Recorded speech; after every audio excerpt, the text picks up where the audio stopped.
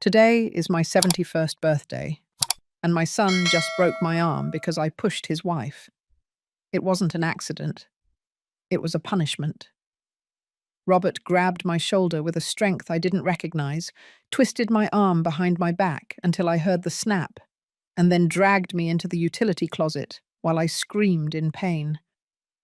His wife watched from the hallway with her arms crossed, saying nothing, with that cold smile she always wears when she wins.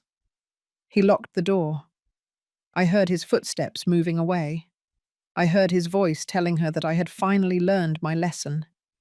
And then, silence, a silence so heavy it hurt more than my arm. I'm sitting on the floor of this dark room that smells like bleach and dampness, my left arm hanging uselessly at my side, swollen, throbbing. Every beat of my heart sends a wave of pain up to my shoulder. My blouse is stained with sweat and tears. Outside, I can hear laughter. Laughter in my own house, on my birthday. As if nothing happened. As if their mother wasn't locked up like an animal. 4 hours ago, we were all sitting at the dining room table. I had baked my own cake, decorated my own table, because no one else would. Brenda, my neighbour, came over with flowers and a genuine hug. She was the only one. Robert arrived late with that woman. They didn't even wish me a happy birthday. They sat down, ate, and talked among themselves as if I didn't exist. And then I saw something I had suspected for weeks. I saw her reach into my purse, which was hanging on the back of my dining chair. I saw her take out my wallet. I saw her pull out bills and tuck them into her own purse with terrifying calm. I stood up so fast I knocked over my chair. I yelled at her. I called her a thief. I told her she had been robbing me for months, that I wasn't stupid, that I had seen the withdrawals in my bank account, that I had found my jewelry in her room. She stood up, looked at me with those vacant eyes, and told me I was crazy, that I was a paranoid old woman, that no one would believe me. Robert stood up too, but he didn't defend me. He looked at me with disgust, with a contempt that chilled my blood. And he believed her. He believed her and not his own mother. So I did something I should never have done. I walked up to her, put my hand on her chest, and pushed her. It wasn't hard. I barely moved her. But she dropped backward as if I had hit her with all my strength, tripped over the chair, and fell to the floor, screaming. It was theatre. Pure theatre. But Robert didn't see it that way. Robert saw his mother assaulting his wife. And then he came toward me with a fury I had never seen in his eyes. He grabbed my arm. I tried to pull away. I told him he was hurting me. I begged him. But he tightened his grip and began twisting my arm behind my back. I felt the bone resist. I felt something inside me break. And then came the pain. A white, blinding pain that made me scream until I ran out of breath. He dragged me down the hall while I cried, while I begged him to stop. Brenda yelled from the doorway that she would call the police. But Robert didn't stop. He shoved me in here, into this windowless room, and shut the door. I heard the key turn. I heard his voice on the other side, calm, cold, saying the words I will never forget. Learn your place, Mum. You don't call the shots in this house anymore. I do. And if you ever touch my wife again, it will be much worse for you. I pounded on the door with my good hand. I screamed for him to let me out, that I needed a doctor, that I was dying from the pain. He didn't answer. He just left. And I stayed here, slumped against the wall, cradling my broken arm, feeling the swelling grow, feeling my fingers go numb. I don't know how much time has passed. It could be an hour. It could be 3. It's hard to tell in the darkness. The pain has changed. It's no longer sharp. Now it's deep, constant, like an animal gnawing on me from the inside. I think about how I got here. I think about the woman I was 30 years ago, when Robert was a boy and I worked double shifts at the textile mill so he wouldn't want for anything. I think about the nights I spent awake sewing other people's uniforms to pay for his private school. I think about how I sold the few pieces of my mother's jewelry I had to buy him his first computer. I gave everything. Everything. And now I'm here, locked up like a dog, with my arm broken by his hand. But then I remember something. I remember that this morning, before they arrived, I put my cell phone in the secret pocket of my apron. That old apron I use for cooking, the one with an inner pocket I sewed myself years ago. My trembling hand reaches into the pocket, and there it is. The phone. Small, scraped, with the screen half broken, but there. I take it out carefully, using only my right hand because my left no longer responds. The screen light blinds me for a moment in the darkness. I have signal. I have battery. I could call the police. I could call Brenda. I could call an ambulance. But I don't. Because right now, with my arm shattered, with my heart broken, with my dignity trampled, I don't want help. I want justice. And I know exactly who to call. I search my contacts for a name I haven't dialed in 15 years. A name I kept all this time without knowing why. Richard Harris, my lawyer. But not just any lawyer. Richard is the man who helped me when my husband died, and his family vultures tried to take everything from me. He's the man who fought for every cent, every property, every right I was entitled to. He's the man who told me 15 years ago, Mary, if you ever need someone to make a problem disappear, you call me, no matter how much time has passed. My fingers tremble over the screen. I dial the number.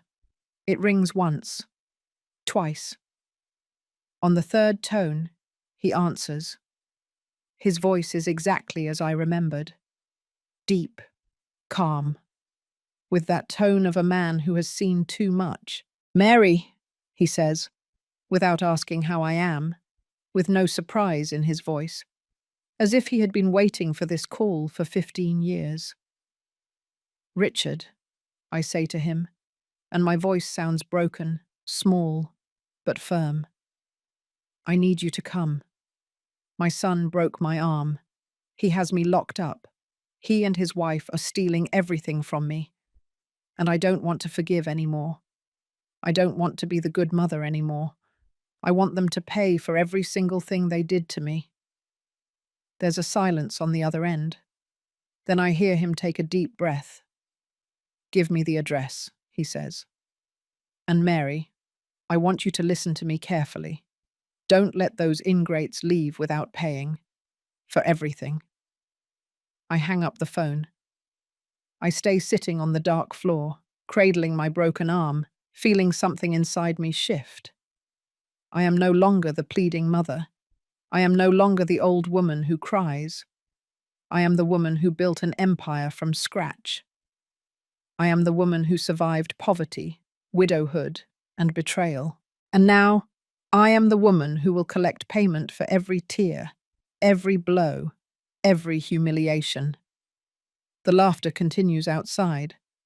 But very soon, that laughter will turn into something else. The little room smells of old cleaning products and dampness. There's a leak somewhere I can't see, because every few seconds I hear a drop falling against the cement floor. Plop, plop, plop, like a clock marking the time of my humiliation. My eyes have adjusted to the darkness, and I can make out the blurry shapes of brooms leaning against the wall, buckets stacked in the corner, bottles of bleach lined up on the shelf. This closet where I keep the cleaning supplies has become my cell. In my own house, the house I bought with my husband's life insurance money, the house I fought for in court for 2 years against his siblings who wanted to leave Robert and me on the street. My arm throbs with a dull ache that goes up to my neck. It's hot, swollen. When I try to move my fingers, they barely respond. as if they are no longer mine. I know it's broken. I know I need a doctor. But more than that, I need Richard to arrive. I need him to see what they did to me.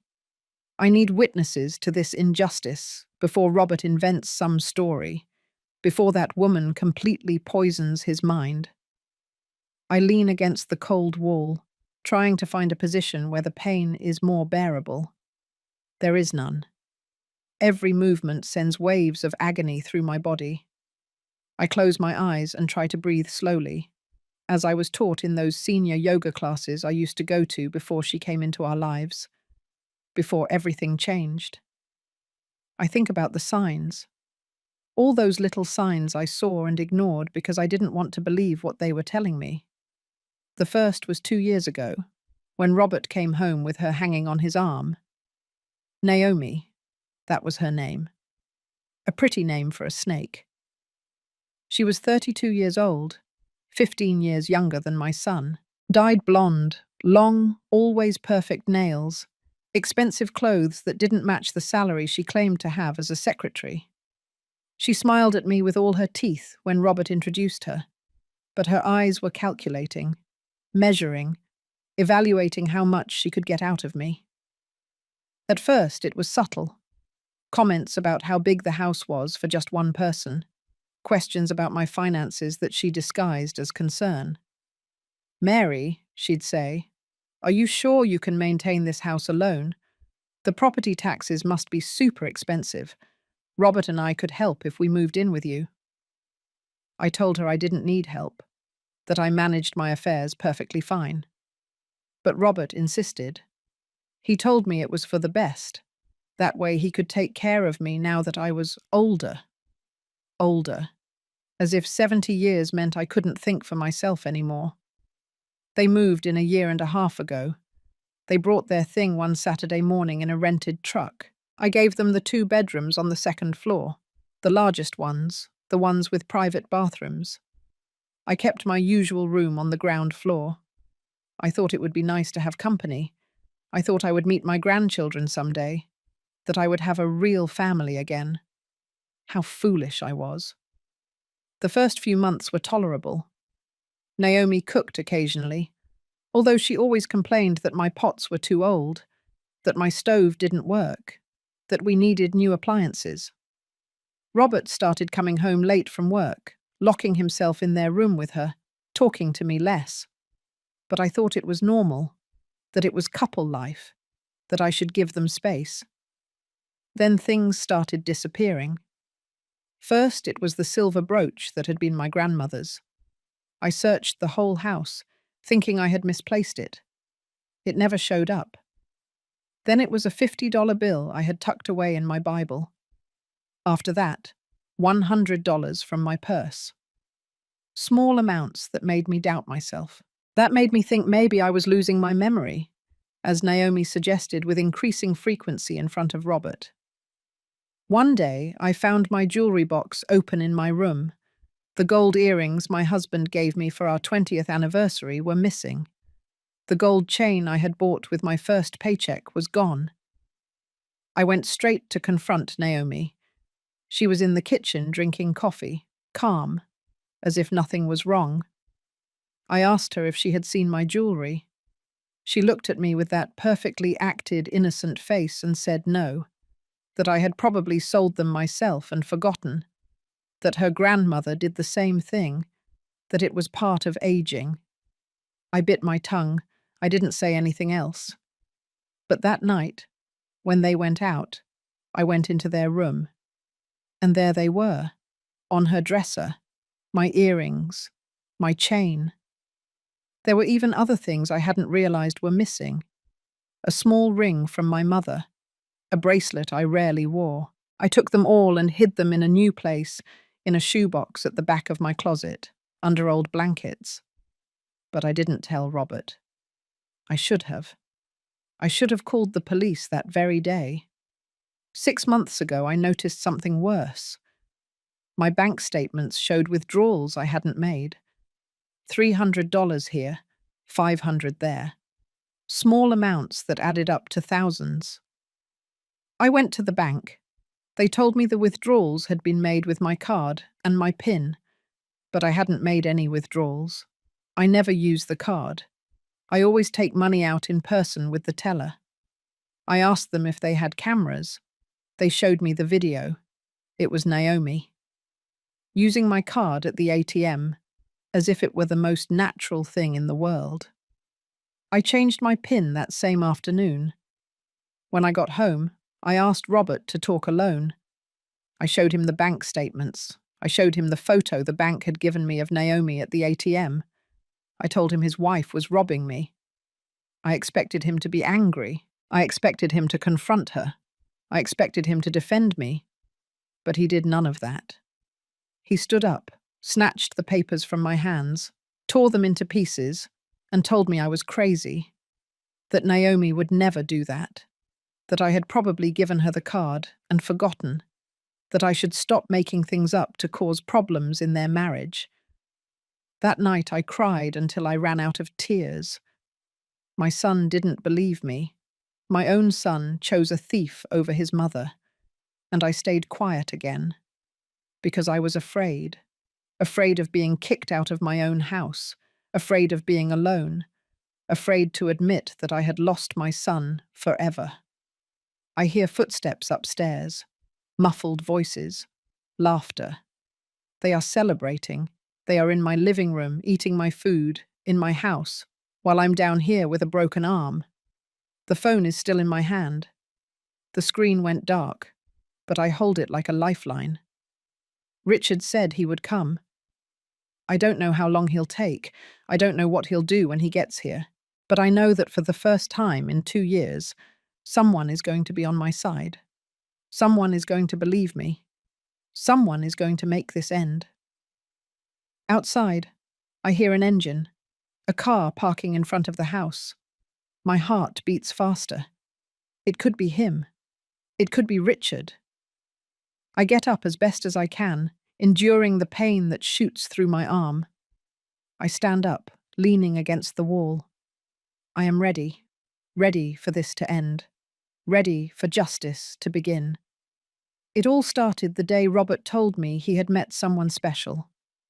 It was 3 years ago, on one of those quiet Sundays where I was preparing lunch and he came to visit me like every weekend. He arrived with that smile I hadn't seen on his face since he was a teenager. A smile that made me happy for him, because after the divorce from his first wife, he had been so sad, so lost. He hugged me at the door and said, "Mum, I met an incredible woman. Her name is Naomi. I want you to meet her." I got excited. Of course I did. My son was smiling again. My son had found someone who made him happy. I asked him everything. How they met, what she did for a living, how long they had been dating. He told me they had met in a bar near his office, that she worked as a secretary for an import company, that she was fun, intelligent, that she made him feel young again. He didn't mention that she was 15 years younger than him. I would find that out later. He brought her home 2 weeks later. I had cooked all day. I made turkey and mashed potatoes the way Robert likes, green bean casserole and apple pie. I set the table nicely with the lace tablecloth that had been my mother-in-law's and took out the good china I almost never used. I wanted to make a good impression. I wanted her to see that he came from a decent, hard-working family with values. When they arrived, the first thing I noticed was her clothes. Naomi wore a tight white dress, sky-high heels, a designer bag that I knew cost more than $1,000 because I had seen it in a magazine. For a secretary, she dressed very well. Too well. But I told myself I shouldn't judge, that maybe she had saved up to buy nice things, that it wasn't my business. She greeted me with a hug that smelled of expensive perfume. "Mrs. Mary, what a pleasure to finally meet you. Robert talks about you all the time." Her voice was sweet, soft, perfectly modulated. Her nails were long and painted bright red. When she let go of me, I saw how her eyes scanned the living room. She wasn't looking at me. She was evaluating the house, the furniture, the paintings on the wall, the size of the rooms she could see from the entrance. During the meal, she talked a lot. Too much. She told me she came from a small town in the Midwest, that she had come to the city looking for better opportunities, that her family was humble but honest. Everything sounded rehearsed, like a speech she had practiced in front of the mirror.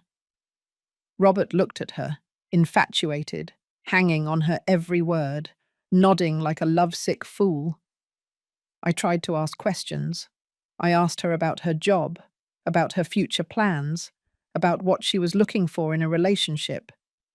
Her answers were vague, general, full of cliches. After eating, while I was clearing the table, I heard Naomi tell Robert in a low voice, "Your mum lives alone in this huge house. She must be very lonely. And it's dangerous for a woman her age to live without company. Anything could happen to her." Robert replied with something I couldn't hear, but the tone was worried. She was planting seeds. From the very first day, she was planting the seeds of what would come later. The visits became more frequent. Robert started bringing her every weekend. They always arrived empty-handed. She never brought a bottle of wine or a dessert. Nothing. But I cooked for them anyway. I welcomed them with open arms because I wanted my son to be happy. I wanted to believe this woman was good for him. Naomi started making comments about the house, that the walls needed paint, that the furniture was too old, that the garden was neglected. She always said it with a smile, as if she were trying to help, but I felt the poison behind every word. And Robert started repeating those things. "Mom, Naomi is right. You should update the house a bit. I can help you look for painters." I told him I didn't have the money for that the house was fine as it was, but he insisted. One day they arrived unannounced. It was a Tuesday afternoon, and I was in the garden pruning the roses. I heard the doorbell and went to open it with my hands still dirty with soil. It was Robert, and he had Naomi with him. I was surprised to see them because he never came during the week. "Mum, we need to talk to you," he said, with a seriousness that made me nervous. We went into the living room and sat down. Naomi took Robert's hand, as if looking for support. "Mum," Robert said, "we're getting married." I shouted with happiness. I got up to hug him. I was genuinely excited. I was going to have a daughter-in-law. Maybe I would have grandchildren soon. Maybe I would have a complete family again. How naive I was. How blind I was. But Robert wasn't finished. "And we've been thinking," he continued, looking at Naomi before looking back at me, "that after the wedding, we'd like to move in with you. This house is too big for you alone. We could help you with the expenses, with the maintenance, and you would have company. It would be good for everyone." Something in my stomach twisted. Something told me this was a bad idea. But I looked at my son, saw the hope in his eyes, and I couldn't tell him no. He was my only son, my only family. If this made him happy, I had to accept it. "Of course, son," I said. "This will always be your home. You can move in whenever you want." Naomi smiled. It was a quick, triumphant smile that disappeared from her face so fast I almost thought I had imagined it. But I saw it. I saw how she squeezed Robert's hand. I saw how her eyes shone with something that wasn't love. It was victory. They got married 3 months later in a small wedding that I paid for. Naomi wanted something big, elegant, at a luxury hotel. But Robert asked me to help them out financially because he didn't have enough savings. I took $8,000 from my savings account, money I had been saving for emergencies. I paid for the hall, the food, the photographer, even her dress, which cost $2,000. Naomi chose it without asking me if I could afford it. She just bought it and handed me the bill. On the wedding day, She was radiant. I was sitting in the front row, watching my son get married, feeling that mix of happiness and melancholy that all mothers feel. But I also felt something else, a restlessness I couldn't explain. During the ceremony, when the officiant asked if anyone objected to the marriage, for a second I thought about getting up, about saying yes, that I objected, that something about that woman wasn't right. But I stayed quiet. I swallowed my doubts, and I sealed my own fate. They moved in 2 weeks after the wedding. They arrived with boxes and more boxes of stuff. Clothes, shoes, new furniture they bought without asking me.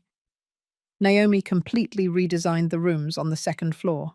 She tossed my curtains and put up new ones. She changed the pictures on the walls. She moved furniture. She turned the sewing room where I spent my afternoons into her walk-in closet. I didn't say anything. I thought she had the right to make her space comfortable. The first few months were strange. I tried to give them privacy, but the house never felt big enough for the three of us. Naomi had rules. She didn't want me to enter their area on the second floor without knocking first.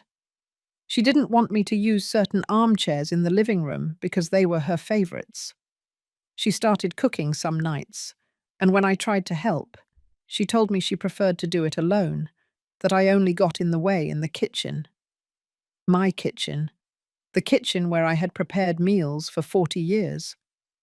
Robert changed. Little by little, he stopped being the son I knew. He stopped hugging me when he came home from work. He stopped asking me how my day had been. When I tried to talk to him, he would look at Naomi as if asking permission to answer me.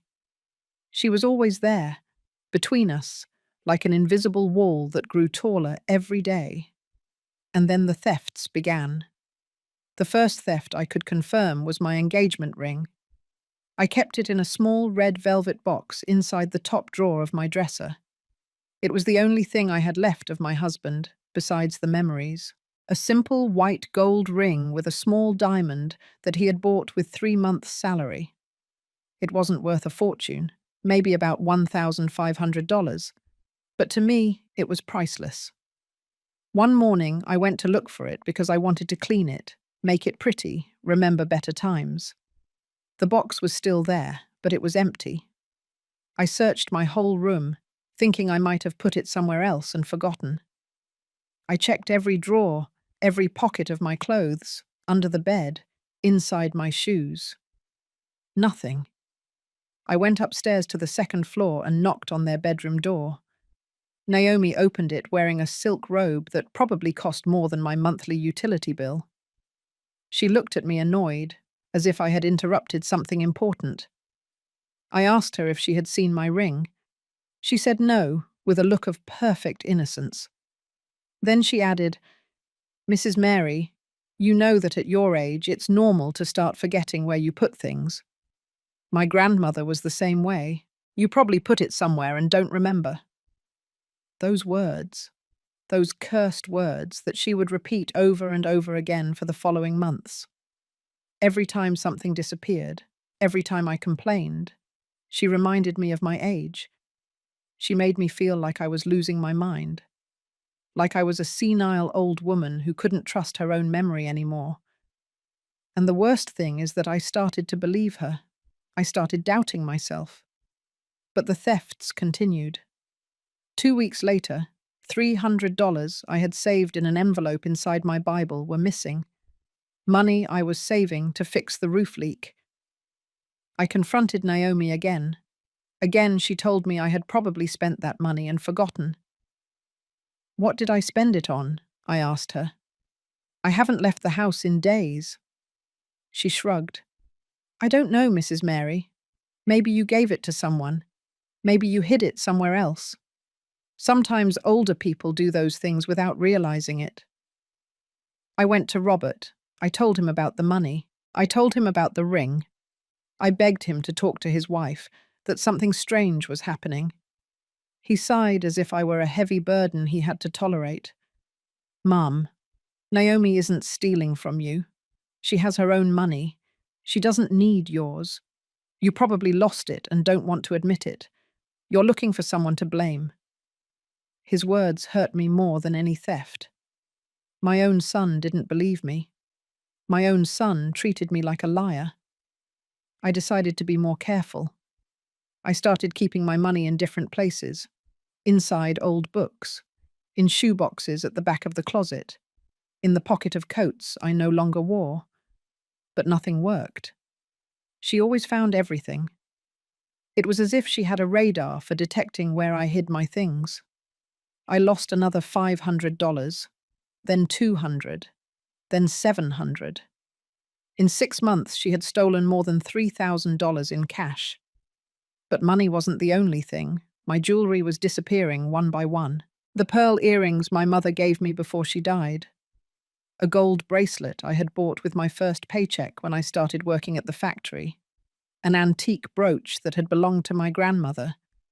Each piece was a part of my history, of my life. And she was erasing them.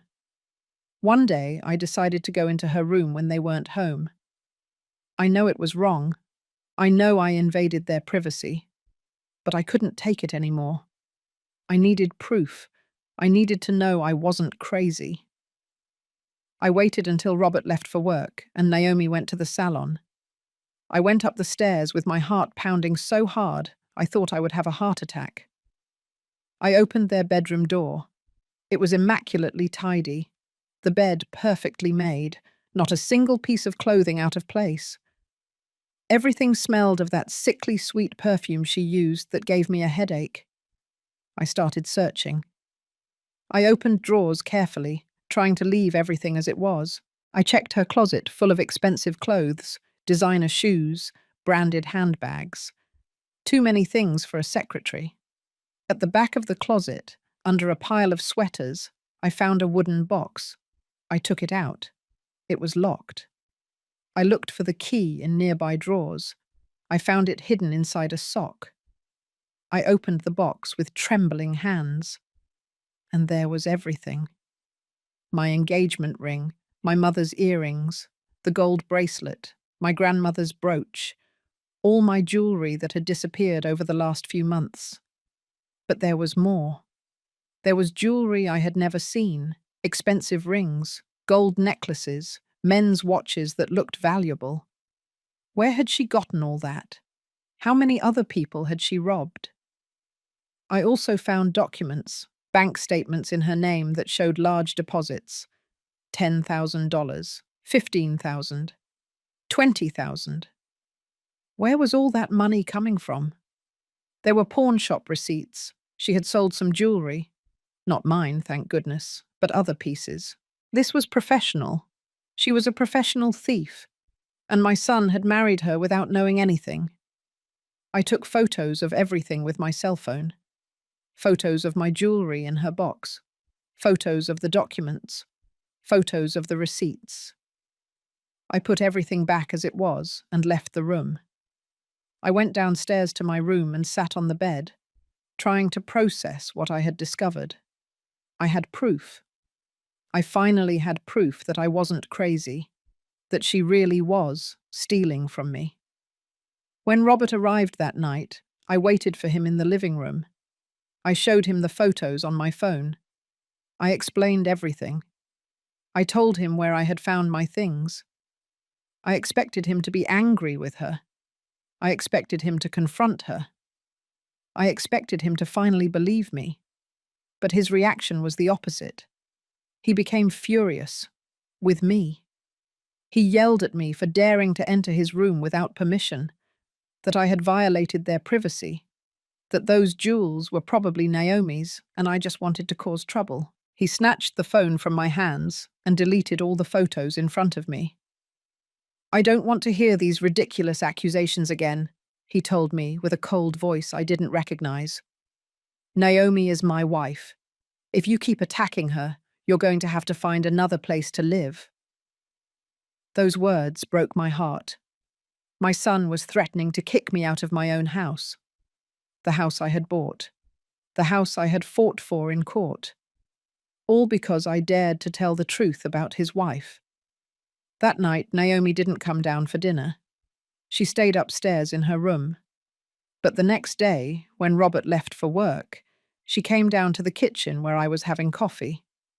She sat down across from me with a smile that chilled my blood. "Mrs. Mary," she said in a soft, almost sweet voice, "I hope we've learned our lesson. This is my house now. Robert is my husband. He believes me, not you. So I suggest you stop inventing stories if you want to keep living under this roof." I didn't answer. I just looked at her. And in that moment, I knew I had lost. That she had won. That my son chose to believe a thief before his own mother. I got up from the table and went to my room. I cried for hours. But the tears didn't change anything. The thefts became more brazen after that. She no longer bothered to be subtle. One day, I found my checkbook in her purse when she dropped it in the living room. It had 3 checks signed by me, checks I had never signed. She had forged my signature. When I confronted her, she told me I had given them to her and forgotten, that she had receipts if I wanted to see them. She didn't have receipts. But Robert believed her anyway. I checked my bank account and discovered that more than $15,000 was missing. Withdrawals I hadn't made, checks I hadn't signed. I went to the bank and tried to report it as fraud. But the manager told me I needed a police report. And if I filed a police report against Naomi, Robert would never forgive me. I would be completely alone. Then she started something worse. She started controlling me. She told me what times I could use the kitchen. She forbade me from having visitors without telling her first. When Brenda, my neighbor, came to visit me, Naomi would stay in the living room, listening to our entire conversation, making uncomfortable comments until Brenda left. Once she told me, "Mrs. Mary, I think it would be better if your friends didn't come over so often. It interrupts our family peace." I stopped inviting Brenda. I stopped going out. I stayed in my room most of the day. I felt like a prisoner in my own house. Robert hardly spoke to me anymore. When he came home from work, he went straight upstairs to the second floor. We no longer ate together. I cooked for myself and ate in my room. They ordered takeout and ate upstairs. It was as if I didn't exist. 6 months passed living like this. 6 months where I became a shadow inside my own house. I woke up early, before they did, to use the kitchen without bothering anyone. I made my coffee in silence, ate something quickly, and locked myself in my room for the rest of the day. I would hear their footsteps upstairs, their laughter, their conversation that never included me. It was like living in a hotel where I wasn't welcome. Brenda was still my only contact with the outside world. Sometimes we would meet in the garden when Naomi wasn't watching. Brenda would bring me cookies, tell me neighborhood gossip, try to cheer me up. But I saw the worry in her eyes. I had become thinner, quieter, sadder. "Mary," she would say, "this isn't right. That woman is destroying you. You have to do something." But what could I do? It was my word against hers. And Robert would always believe her. I had lost my son. I had lost him completely. The boy I raised, the one I fed, the one I protected all his childhood, no longer existed. In his place was a man who saw me as a problem, as an obstacle, as something he needed to get rid of. Then came my 71st birthday. I didn't expect anything. I didn't expect a celebration, or gifts, or attention. I just wanted the day to pass without incident. But Brenda insisted on coming to visit me. She arrived at 2 o'clock in the afternoon with a bouquet of flowers from her garden and a tight hug. "Happy birthday, friend," she said, with so much affection that my eyes welled up with tears. We were in the living room when Robert and Naomi arrived. I was surprised to see them because it was early, barely 3 in the afternoon, and Robert never left work so early. Naomi brought a bag from an expensive bakery. She took out a small, almost ridiculous cake, with one candle in the center. Happy birthday, mother-in-law, she said, with that fake smile I knew so well. Robert didn't even hug me. He just said, Happy birthday, Mum, without looking me in the eye. I blew out the candle because Brenda was there, and I didn't want to make a scene. We cut the cake. Brenda tried to make conversation, but the atmosphere was tense. Naomi kept looking at her phone, bored. Robert ate his slice of cake in 3 bites and said he had to make some work calls. Brenda stayed a little longer and then left, not without whispering, Call me if you need me. When Brenda left, the house fell silent. I was picking up the dirty dishes from the living room when I saw something that made my blood boil. I saw Naomi reach into my purse that was hanging on the back of the dining chair. I saw her take out my wallet. I saw her open it and take out several bills as if it were nothing, as if it were the most natural thing in the world, as if that money was hers. Something in me snapped. Something I had been holding back for months, for years, finally exploded. I dropped the plates I was holding. The noise made Naomi turn around. Our eyes met. She didn't look scared. She didn't look guilty. She just looked at me with that contempt that had always been there, beneath the mask of fake kindness. Thief, I said. My voice sounded strange, as if it came from someone else. You're a damn thief. I saw you. I saw you take the money from my wallet, just like you've been stealing from me for months, years. Naomi stood up slowly. She put the bills in her pocket without any shame. I don't know what you're talking about, Mary. You're seeing things again. You should go to the doctor. I think the dementia is progressing. I'm not crazy, I yelled. I saw you. I just saw you and I found my jewelry in your room. I know you've been robbing me. I know what you are. Robert came running down the stairs. What's going on here? Why are you yelling, Mum? Your wife is a thief, I told him, pointing at Naomi. I just saw her steal money from my wallet, and I found all my jewels that I supposedly lost hidden in her room. She's been stealing from me since she came into this house. Robert looked at Naomi. She put her hands to her face and started to cry. Perfect tears that ran down her cheeks without ruining her makeup. Robert, I don't know why your mum hates me so much. I've tried to be good to her. I've tried to take care of her, but she's always accusing me of horrible things. I can't take it anymore. She's lying, I yelled. Please, Robert. Please believe me. Just check her pocket. The money she just stole from me is right there. Robert walked up to Naomi and put a hand on her shoulder. Can I see your pocket, honey? He asked her in a soft voice. Naomi nodded, still crying. She reached into her pocket and pulled out the bills. But when she showed them, she said, This is my money, Robert. The money I earned this week. Your mum is accusing me of stealing her money, but this is mine. I have the ATM receipt, if you want to see it. Of course she had a receipt. Of course she had thought of everything. She had probably taken out money that morning just to have an alibi. She was so calculating, so cold, so perfect in her malice. Something in me completely shattered. I saw my son believing her again. I saw how he hugged her. I saw how he looked at me with pity and anger, and I couldn't bear it anymore. I walked up to Naomi. I put my hand on her chest, and I pushed her. It wasn't a hard push. I barely moved her, but she took advantage. She let herself fall backward, as if I had hit her with all my strength. She tripped over the chair that was behind her. She fell to the floor, screaming as if I were killing her.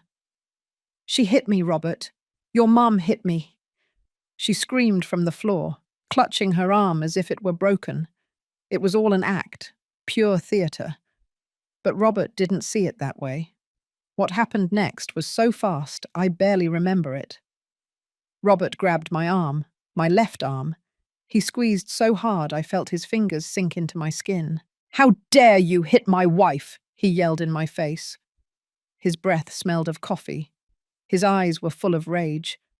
"How dare you?"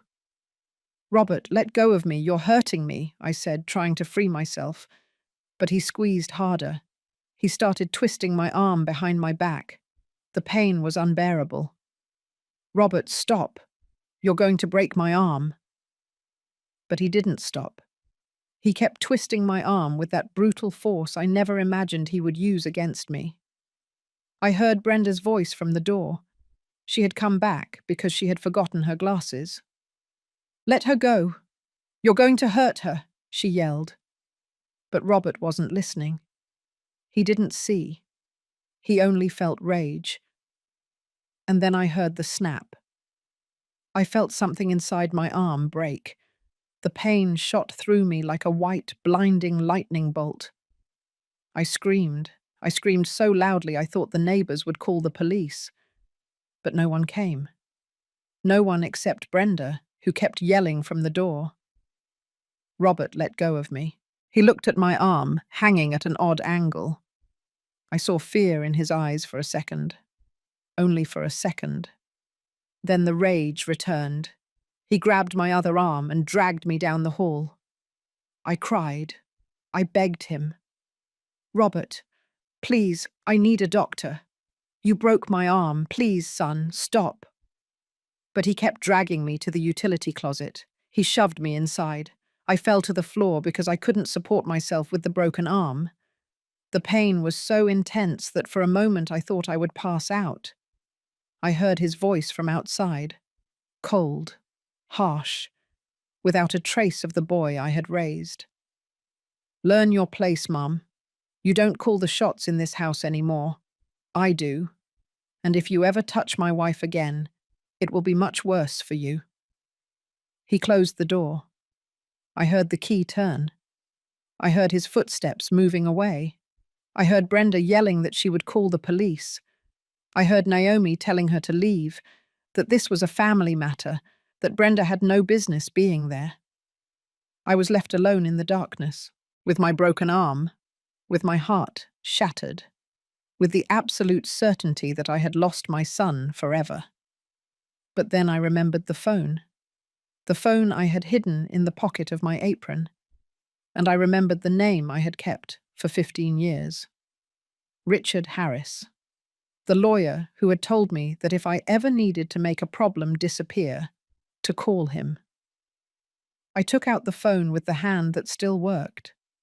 I dialed the number, and when Richard answered with that deep, calm voice, I told him exactly what I needed. Justice. Vengeance. Restitution. Everything they had taken from me, I would get back. And they would pay. They would pay dearly for every tear, for every theft, for every humiliation, for this broken arm, for everything. Richard arrived exactly 43 minutes after my call. I know it was 43 minutes because I counted every second in that dark closet, clinging to the phone as if it were my only connection to sanity. The pain in my arm had changed. It was no longer that sharp, blinding pain from the beginning. Now it was a deep, pulsating ache that reminded me with every beat that my own son had broken a bone. I heard the doorbell, then voices. Richard's voice was unmistakable, deep and firm, with that tone of a man who does not accept no. "I am Mrs. Mary Aguilar's lawyer. You have 30 seconds to open that door, or I will call the police for kidnapping and assault." There was silence. Then I heard Robert say something I couldn't quite catch. Richard's voice spoke again, harsher. "I am not interested in your version. Open that door now, or this will get very ugly for you." The key turned in the lock. The door opened. The hallway light blinded me for a moment. Richard was there, older than I remembered, his hair completely white now, but with the same imposing presence he always had. Behind him were Robert and Naomi, she with her arms crossed and an expression of annoyance, he with a pale face and clenched fists. Richard knelt beside me. His eyes scanned my swollen arm, the strange angle at which it hung, the tears on my face. "Mary," he said in a soft voice that contrasted with the harsh tone he had used outside, "we are going to get you out of here. We are going to fix this. Everything." He took off his jacket and put it over my shoulders. Then he took out his phone and called an ambulance. "She doesn't need an ambulance," Robert said from the doorway. "This was an accident. She fell. I just—" "Silence," Richard interrupted him without even looking at him. "Do not say one more word. Everything that comes out of your mouth from this moment on can and will be used against you." He looked back at me. "Can you walk?" I nodded. He helped me to my feet. The movement made the pain explode in my arm again, but I bit my lip not to scream. While we waited for the ambulance, Richard took out his phone and started taking pictures. Photos of my arm. Photos of the closet where they had locked me up. Photos of the key still in the lock from the outside. "Evidence," he told me. "All of this is evidence." Then he looked at Robert and Naomi, who were still in the hallway, watching. "I hope you have a good lawyer. You're going to need one." The ambulance arrived. 2 paramedics came in with a stretcher. They checked my arm carefully, put on a makeshift sling, and gave me something for the pain. As they loaded me onto the stretcher, I saw Brenda at the front door. Her hands were over her mouth, and her eyes were full of tears. "I'm going with you," she told me. Richard nodded. "You're a witness. I need you." At the hospital, they took me straight to X-ray. The doctor, a young man with a worried face, showed me the images. "Mrs. Aguilar, you have a complete fracture of the humerus. It's a serious injury. You're going to need surgery to put in a pin." He explained the procedure, the risks, the recovery time. I was barely listening. I only thought about Robert, about how he had done this to me, about how he had chosen that woman over me. While they were preparing me for surgery, Richard stayed by my side. "Mary, I need you to tell me everything. From the beginning, every theft, every abuse, every threat, everything." And I told him. I told him about the missing jewelry, about the stolen money, about the forged checks, about how they had isolated me, about how they had made me feel crazy. I told him everything while the nurses put in the IV line, while they prepared to take me to the operating room. "I have photos," I told him. Well, I had them. I took pictures of my jewelry in her room, of the bank documents I found. But Robert deleted them from my phone. Richard shook his head. "It doesn't matter. There are ways to recover deleted photos. Give me your phone." I gave it to him. He put it in his briefcase. "A friend of mine is an expert in data recovery. We are going to recover those photos, and we are going to get much more." When I woke up from surgery, my arm was in a cast from my shoulder to my wrist. The doctor explained that everything had gone well, that the pin was in place, that I would need physical therapy for months. Richard was still there, sitting in a chair next to my bed, working on his laptop. "How do you feel?" he asked when he saw I was awake. "Like I was run over by a truck," I replied. My voice sounded thick from the anesthesia. Richard offered a faint smile. "Rest. We start working tomorrow." I closed my eyes, but before falling asleep again, I asked him, "What are you going to do?" His answer was simple. "Justice, Mary. I'm going to get justice." I spent 3 days in the hospital. Richard came every morning with news. The first day he told me he had hired a private investigator to follow Naomi. "We need to know everything about her. Where does she come from? What has she done? Who else has she robbed?"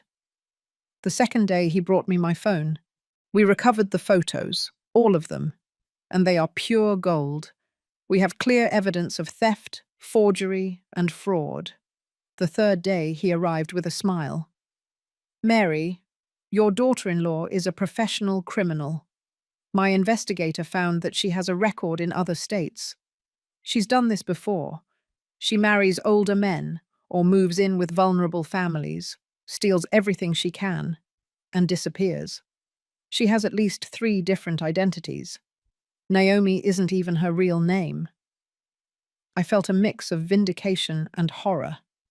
Vindication because I was right. I wasn't crazy. She was exactly what I thought. Horror because my son had married a professional con artist and had no idea. "Did you tell Robert?" I asked him. Richard shook his head. "Not yet. First, we need to secure your assets. We need to protect your house, your bank accounts, everything. Because when this explodes, she's going to try to take everything she can." During those 3 days, Robert didn't come to visit me. Not a call, not a message, nothing. Brenda did come every day. She brought me homemade food because she said the hospital food was awful. She told me what was happening at the house. "Naomi is selling things," she told me.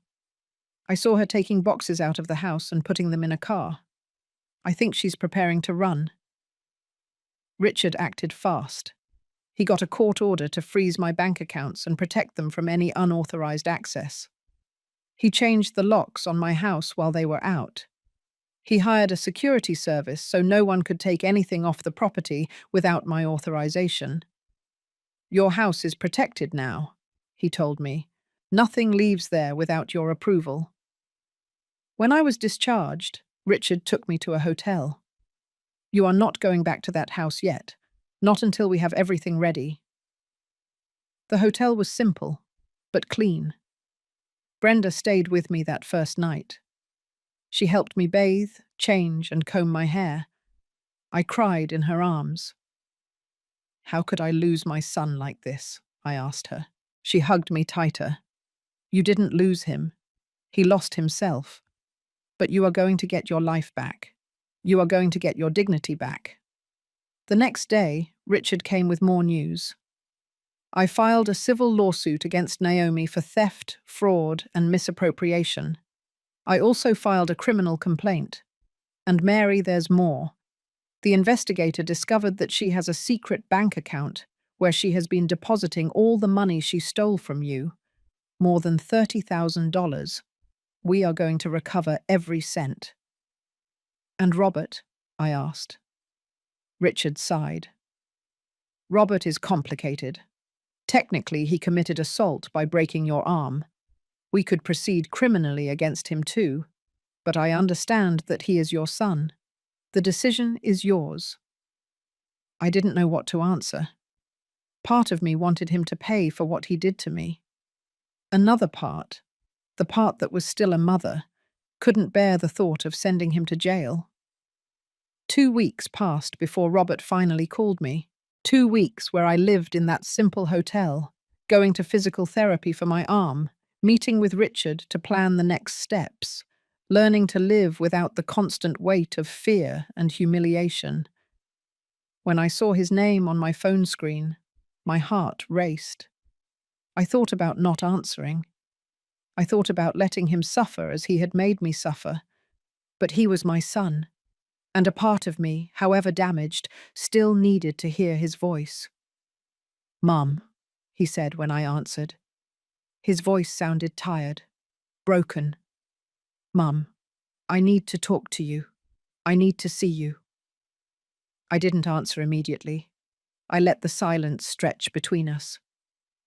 "Why?" I finally asked him. "Why now, Robert? 2 weeks passed. 2 weeks where I was in the hospital, where I had surgery, where I suffered alone. And you didn't come. You didn't call. Nothing." "I know," he said. "I know, and I have no excuse. I need to explain things to you. I need you to listen to me. Please." There was something in his voice. Something that wasn't the arrogance I had heard the day he broke my arm. He sounded scared, confused. "Come to the hotel," I told him, and I gave him the address. "But you come alone. If you bring that woman with you, I won't open the door. He arrived an hour later. When I opened the hotel room door, I barely recognized him. He had lost weight. He had deep, dark circles under his eyes. His clothes were wrinkled as if he had slept in them. He stood in the doorway, not knowing what to do. "Can I come in?" he asked. I stepped aside. He came in and sat on the only chair in the room. I sat on the bed, keeping my distance between us. "Naomi is gone," he said without preamble. "She left 3 days ago. She took everything. Her stuff, my expensive clothes, jewelry, money, my laptop, even the new appliances we had bought. She cleaned out our joint bank account. She left me with nothing." He looked at me with pleading eyes. "And before she left me a note where she confessed everything to me. She told me she never loved me, that she only married me to steal from my family, that I was so easy to manipulate that she almost felt sorry for me." I felt something strange in my chest. It wasn't satisfaction exactly. It wasn't revenge. It was more of a deep sadness to know that my son had finally opened his eyes, but at such a high cost. "I told you so," I whispered. "I told you from the beginning. I showed you evidence. I begged you to believe me, and you never did." "I know," he said. His voice broke. "I know, Mom. And there are no words to tell you how sorry I am. I was an idiot. I was the worst son. I did unforgivable things to you. I broke your arm. I locked you up like an animal. I treated you like you were crazy when the crazy one was me for believing her." Tears started falling down his face. "When I found the note, when I saw that she had taken everything, when I finally realized that you were right about everything, I wanted to die. I wanted to disappear from the shame." "And what do you want me to do now?" I asked him. My voice sounded harsher than I intended. "Do you want me to forgive you? Do you want me to tell you everything is fine?" "It is not fine, Robert. Nothing is fine. You broke my arm. My own son broke my arm because I dared to tell the truth about his wife. Do you have any idea how that feels?" "I can't even imagine," he said. "I can't imagine the pain I caused you, the physical pain and the emotional pain. And I know I have no right to ask for forgiveness. I know you probably hate me, and you have every right to. But I needed to see you. I needed to tell you face to face that you were right, that I'm an imbecile, that I ruined everything." We stayed in silence for a long time. I looked at my son, this shattered man who had been a sweet boy so many years ago, and tried to reconcile the two images. The boy who hugged me when he had nightmares, the man who had locked me in a dark closet. "Richard told me everything," I finally told him. "He told me she's a professional scammer, that she has a record, that she's done this before with other families, that even Naomi isn't her real name." Robert nodded. "They told me when they came to the house with an arrest warrant, but she was already gone, disappeared without a trace." He looked up at me.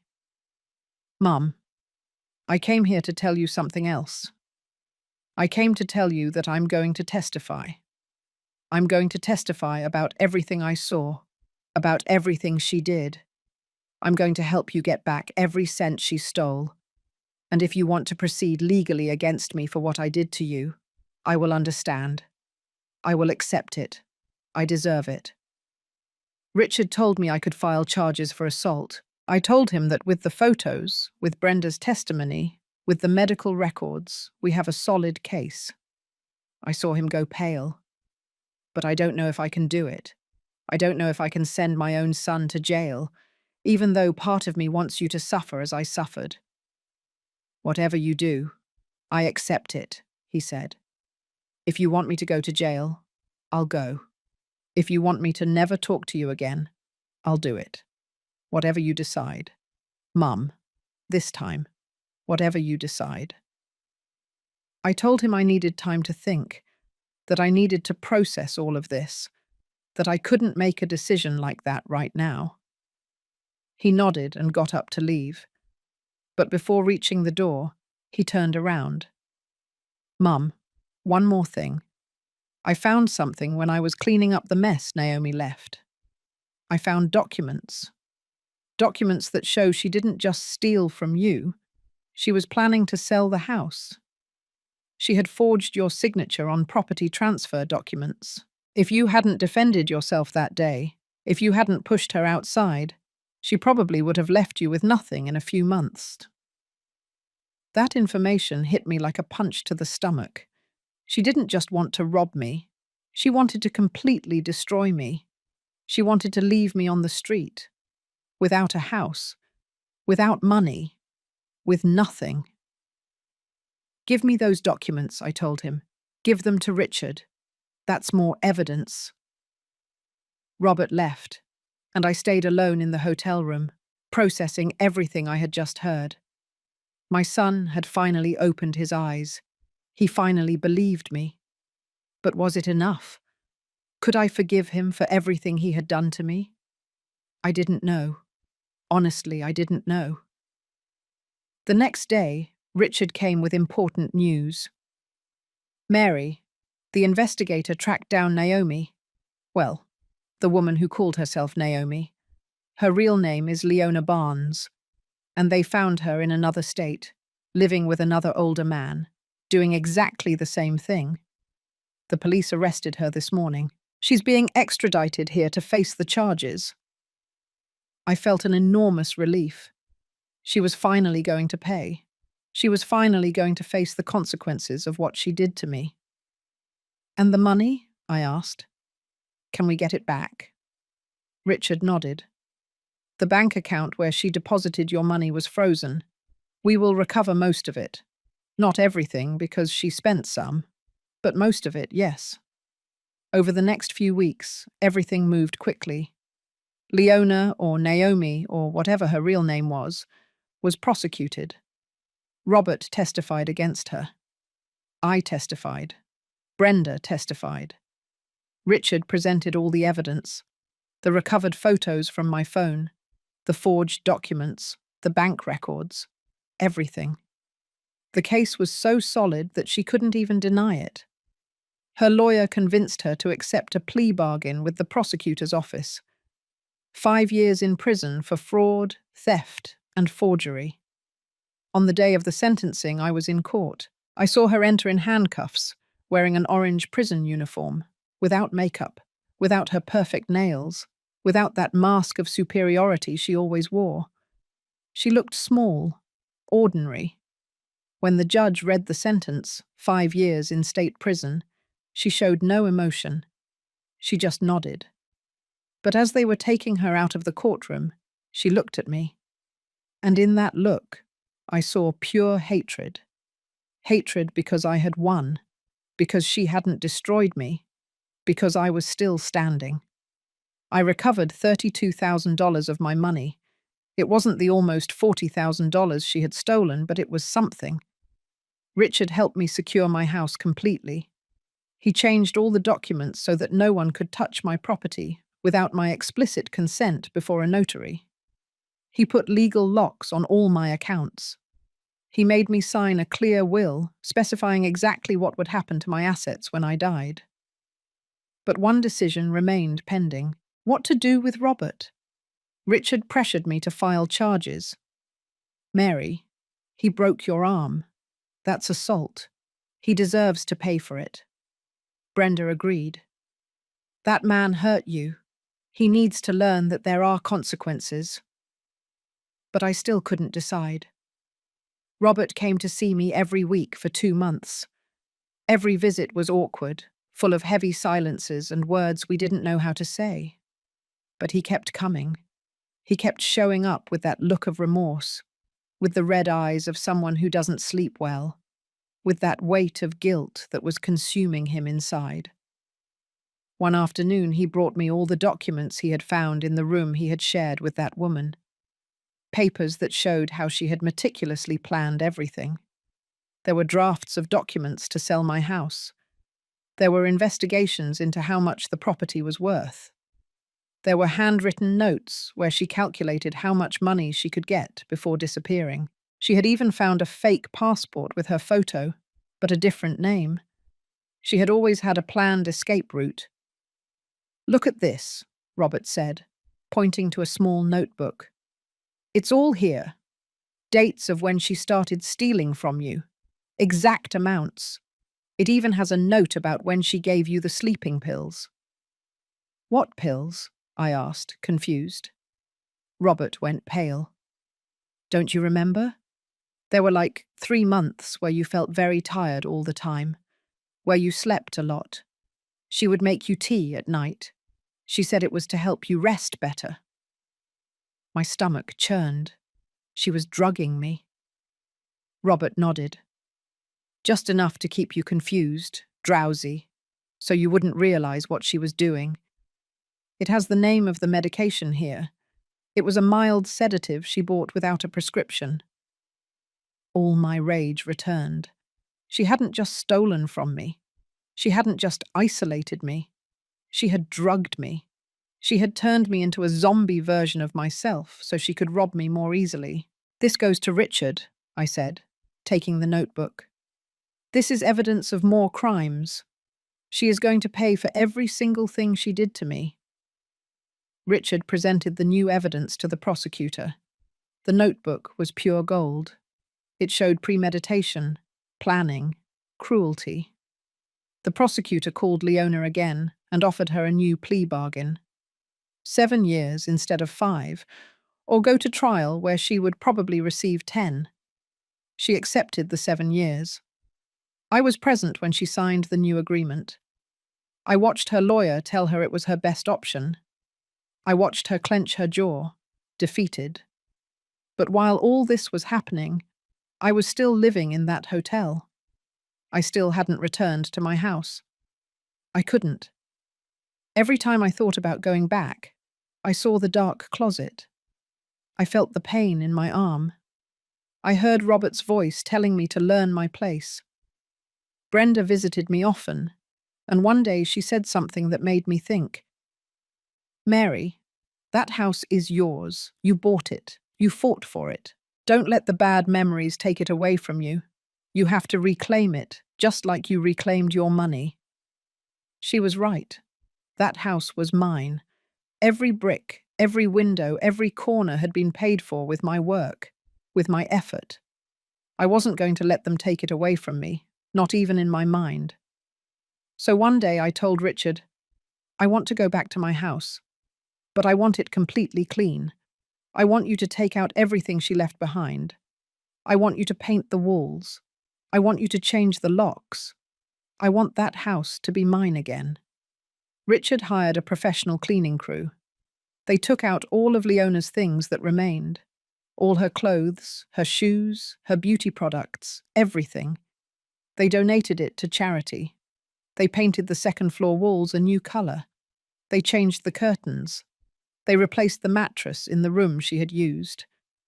When I finally walked into my house 3 months after that terrible birthday night, it felt different. It felt clean. It felt mine again. Brenda helped me settle in.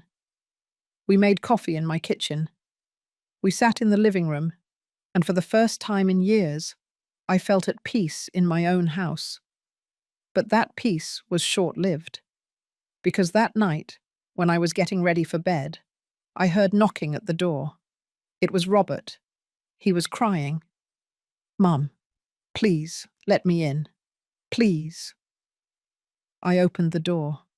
He collapsed onto the living room sofa and cried harder than I had seen him cry since he was a child. "I lost everything," he said between sobs. "I lost my job because I couldn't focus. I lost my apartment because I couldn't pay the rent after she robbed me. I have nothing, I have no one. And it's my fault. It's all my fault." A part of me wanted to console him. He was my son. But another part, the part that still carried the weight of the broken arm, the confinement, the betrayal, remained cold. And what do you want me to do? I asked him. Do you want me to tell you it's okay? Do you want me to give you money? Do you want to live here again? No, he said, lifting his tear-stained face. I don't want any of that. I just want you to know that I understand. I understand what I did to you.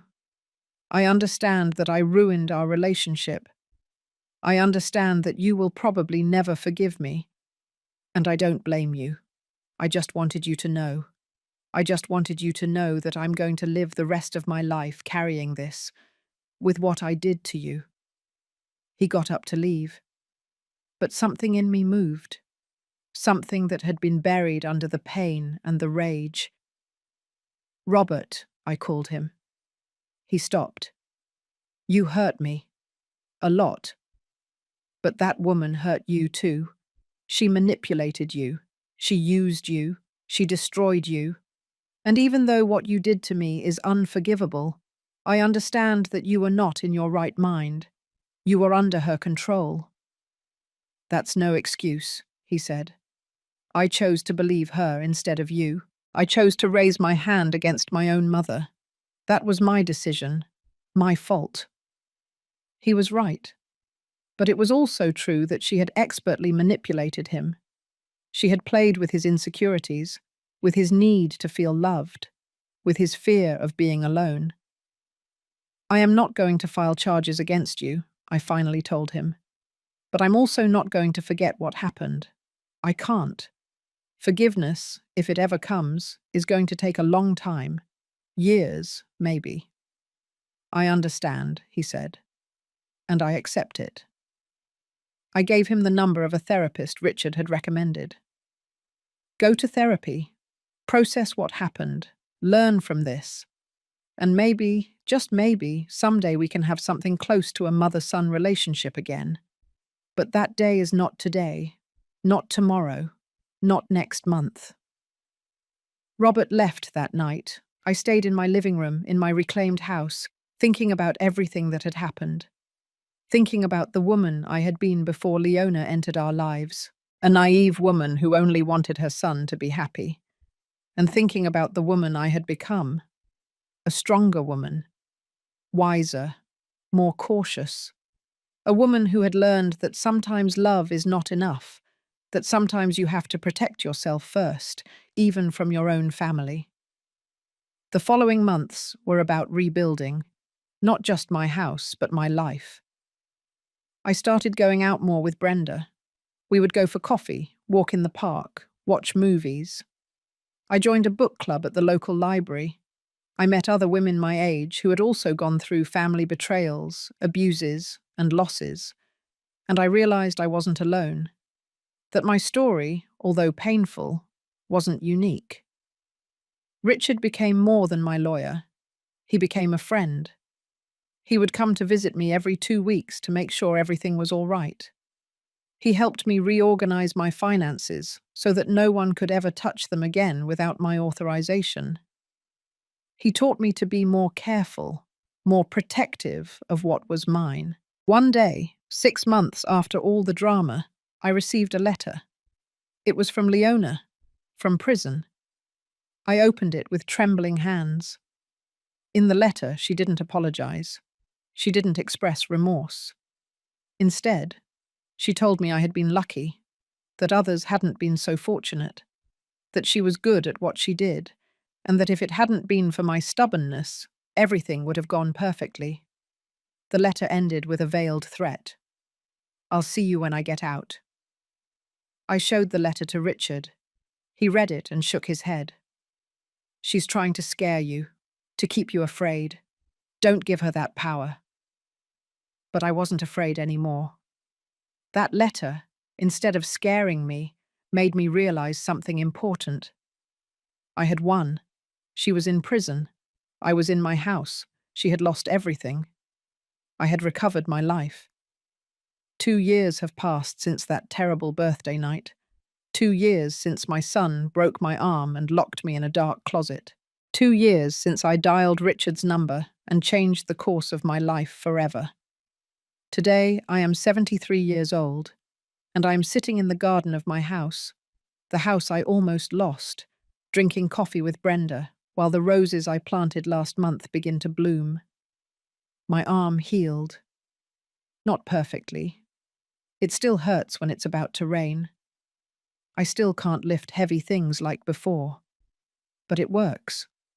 And every time I look at the surgery scar, I don't see weakness. I see survival. I see the mark of a battle I won. Leona has served 1 year of her 7-year sentence. Richard keeps me informed. He tells me she's behaving well in prison because she wants to get out early for good conduct.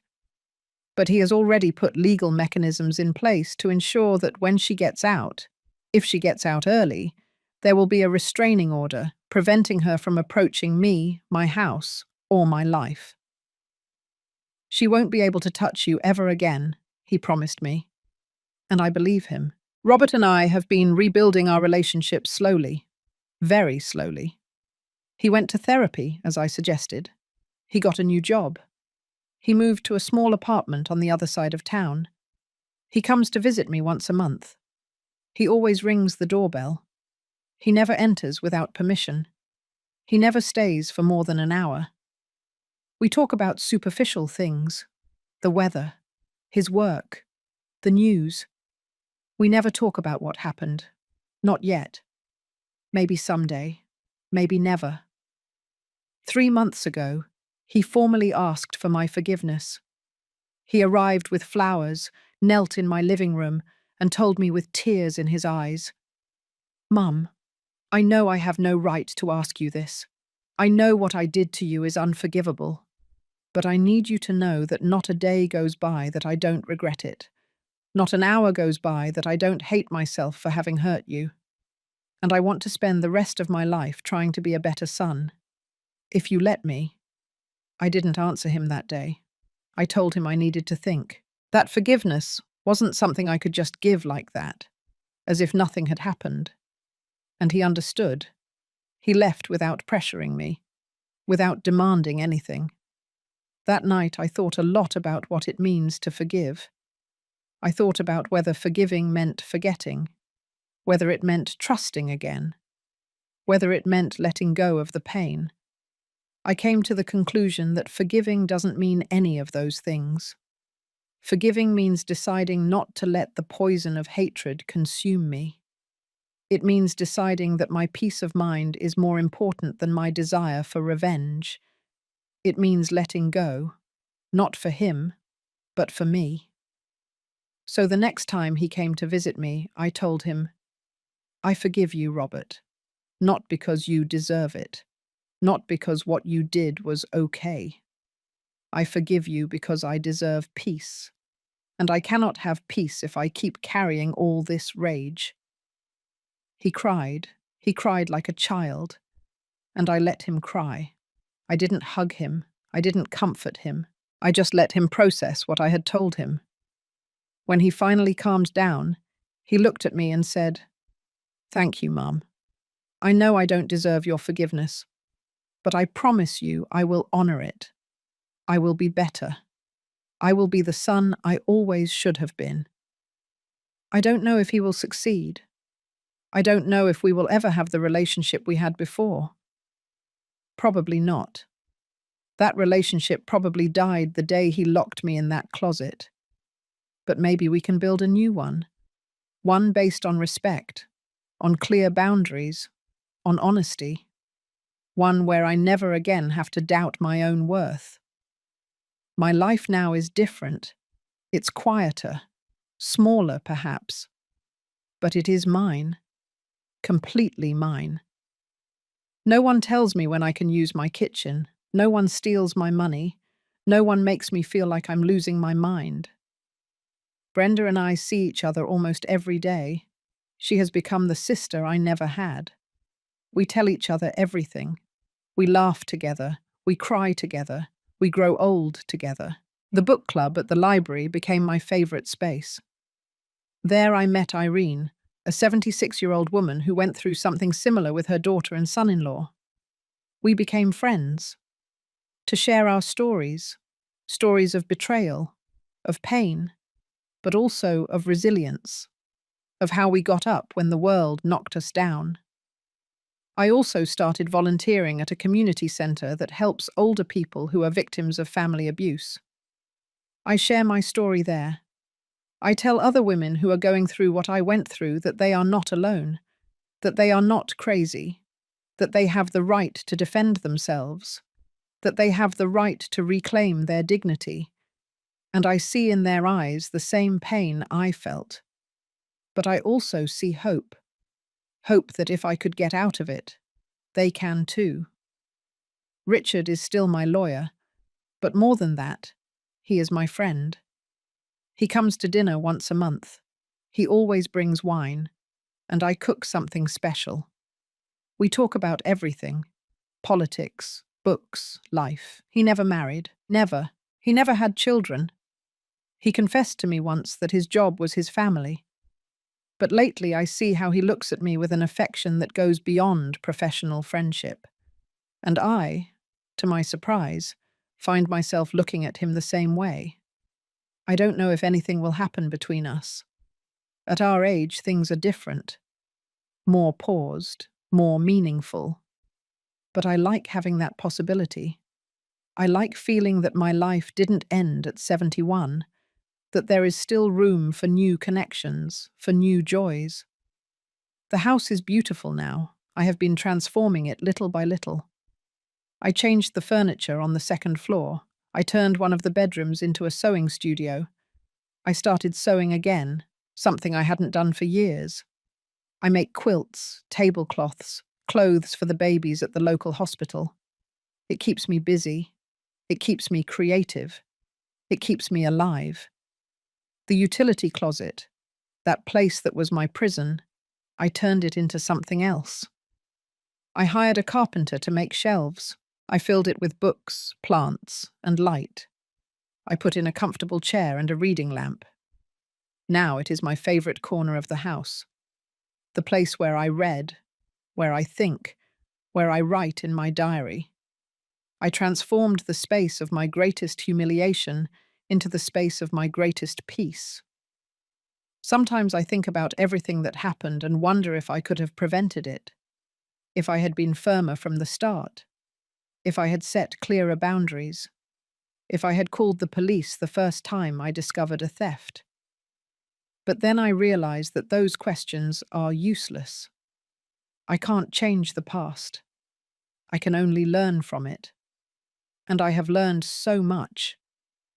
I learned that love does not mean allowing abuse. I learned that being a mother does not mean sacrificing my dignity. I learned that it is okay to set boundaries, even with family. I learned that my peace of mind is worth more than maintaining false appearances. I learned that I am stronger than I thought, that I can survive things I thought would destroy me. I also learned about the power of asking for help. For years, I felt alone. I felt that no one would believe me, that no one would help me. But when I finally dialed Richard's number, when I finally let Brenda fully into my life, I discovered that I was not alone, that there were good people willing to help me. I just had to be brave enough to ask for it. A week ago, I received a call from a social worker at the community centre. She told me that a 69-year-old woman had come in looking for help. Her son and daughter-in-law were abusing her. They were robbing her. They had isolated her. She was afraid. The social worker asked me if I could talk to her, if I could share my story. I went to the centre that same afternoon. The woman's name was Rebecca. She was sitting in a chair, hunched over, with her eyes red from crying so much. I sat down next to her and took her hand. I went through the same thing, I told her, and I survived. And you will survive too. I told her my story, the whole thing. I didn't omit anything. The theft, the abuse, the broken arm, the confinement, the betrayal.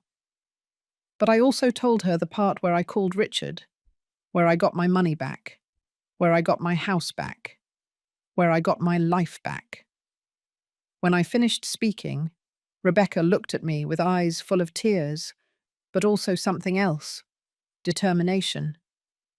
"Can I really get out of this?" she asked me. "Truly," I replied. "It won't be easy. It's going to hurt. It's going to be terrifying. But yes, you can get out of this, and I'm going to help you." Now Rebecca is part of my life. I visit her weekly. I help her navigate the legal system. I accompany her to her lawyer appointments. I remind her every day that she is not alone, that what they are doing to her is not right, that she deserves better. And I see how little by little, like me 2 years ago, she begins to regain her strength, her voice, her dignity. This morning, while watering my roses, I thought about the whole journey, from that frightened, broken woman locked in a dark closet to the woman I am today. A woman who is no longer afraid. A woman who knows her worth. A woman who has turned her pain into purpose. I don't know what the future will bring. I don't know if Robert and I will ever have a true reconciliation.